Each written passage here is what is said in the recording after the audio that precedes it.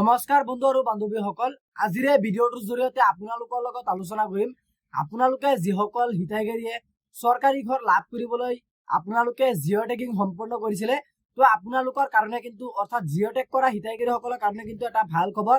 ইতিমধ্যে কিন্তু আপোনালোকে সকলোৱে গমেই পাইছে বা মুখ্যমন্ত্ৰী ডক্টৰ হিমন্ত বিশ্ব শৰ্মাৰ ভাষণ আপোনালোকে নিশ্চয় শুনিছে। এতিয়া বৰ্তমান কিন্তু আপোনালোকৰ জিঅ' টেগ ঘৰৰ যিটো বাজেট বা জিঅ' টেগ ঘৰৰ ডিজাইনটো কেনেকুৱা ধৰণৰ হ'ব বা বাজেটটো কিমান টকা বাজেটৰ আপোনালোকে জিঅ' টেগ ঘৰখন লাভ কৰিব পাৰিব, সেই সন্দৰ্ভত কিন্তু এতিয়া আপোনালোকৰ নক্সাখিনি আপোনালোকৰ বা ছবি অংকনখিনি আপোনালোকৰ ইতিমধ্যে ৰিলিজ কৰা হৈছে। গতিকে আপোনালোকে আজিৰ এই ভিডিঅ'টো সম্পূৰ্ণ প্ৰথমৰ পৰা শেষলৈ চাব। এই ভিডিঅ'টোৰ মাধ্যমত আপোনালোকক দেখুৱাই দিম যে আপোনালোকৰ ঘৰৰ বাজেটটো কিমান টকাৰ হ'ব, ডিজাইনটো কেনেকুৱা ডিজাইনৰ হ'ব, আপোনালোকৰ গোটেইখিনি কিন্তু আপোনালোকৰ মোবাইলৰ জৰিয়তে চাব পাৰিব। আহক আমি ভিডিঅ'টো আৰম্ভ কৰোঁ।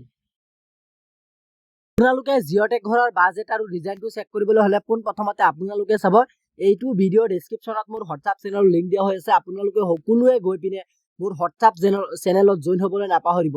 যিবিলাকৰ ওপৰত মই এক্সট্ৰাকৈ ভিডিঅ' নবনাওঁ সেইবিলাকৰ ওপৰত কিন্তু অলপ পিছে হোৱাটছআপ চেনেলত কিবা নহয় কিবা এটা আপ টু ডেট কৰিয়ে থাকোঁ। গতিকে আপোনালোকে সকলো খবৰৰ লগত সংযুক্ত হৈ থাকিবলৈ আমাৰ হোৱাটছআপ চেনেলত জইন হ'বলৈ নাপাহৰিব।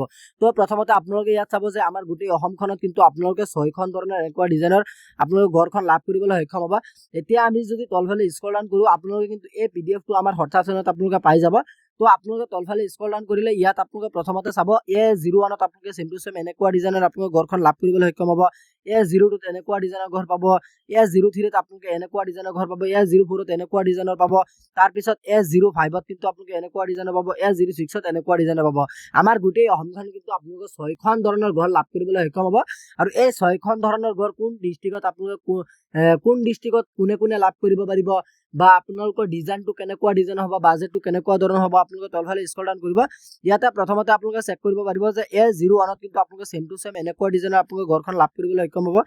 এই ডিজাইনেৰে ঘৰখন আপোনালোকে লাভ কৰিবলৈ সক্ষম হ'ব।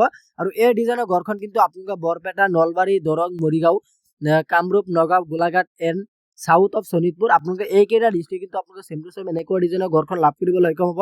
আৰু এই ঘৰৰ কাৰণে আপোনালোকৰ বাজেটটো কিমান টকাৰ হ'ব ইয়াতে আপোনালোকে চেক কৰিব পাৰিব। 1,67,268 ৰুপিজ টকাৰ আপোনালোকৰ মুঠ বাজেটটো হ'ব।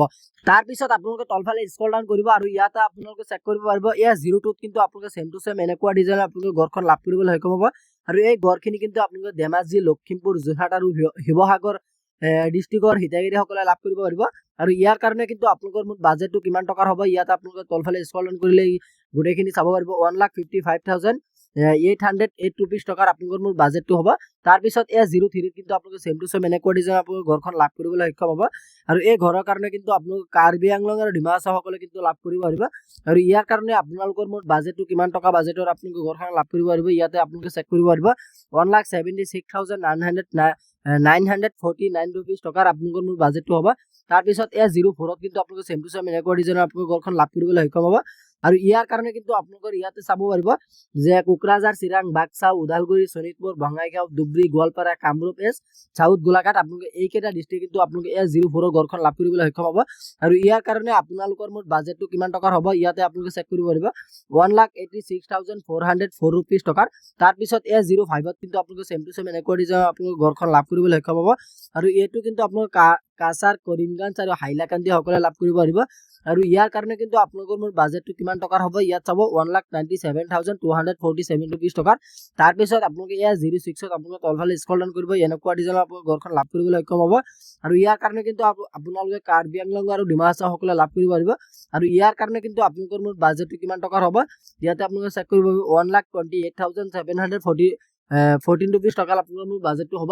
আৰু আপোনালোকে যিমান টকাই নাপাওক কিয় এইবাৰৰ পৰা অৰ্থাৎ চৰকাৰী ঘৰৰ এইবাৰৰ পৰা 2026-ৰ পিছৰ পৰাই আপোনালোকে কিন্তু যিমান টকা বাজেট নাপাওক কিয় আপোনালোকে 30,000 টকা এক্সট্ৰাকৈ আপোনালোকৰ জব কাৰ্ডত লাভ কৰিব পাৰিব। আৰু সেই পইচাটো কিন্তু আপোনালোকে লেবাৰ মিস্ত্ৰীৰ খৰচাৰ বাবে দিয়া হ'ব।